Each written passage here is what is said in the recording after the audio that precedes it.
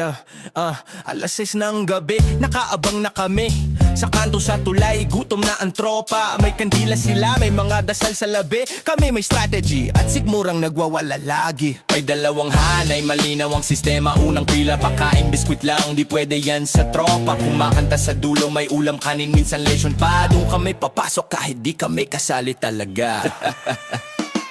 Santa Cruzan, kami nananalanta. Hindi sa santo kundi sa putahe nila.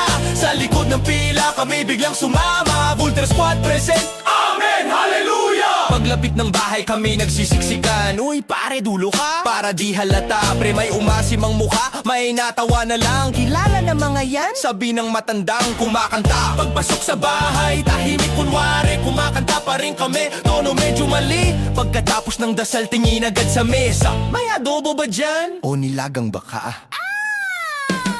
Santa Cruzan, kami nananalanta. Kung kulang ang ulam, kapal nagpapaluto pa. Kung ubos na ang ulam, wag kang mangamba. Ituturo de lata sa estante, kami na ang bahala, kuya. Ate, ubos na ulam? Okay lang po ba magluto pa? Kuya, yung nakatakip na ulam, baka pwede pa? Ano ba kayo? Ulam nila yan, hindi niyan handa. Uy pare, daming tira, pakibalot pa. Para kimunin ko makapal man ang mukha, pero busog ang sikmura.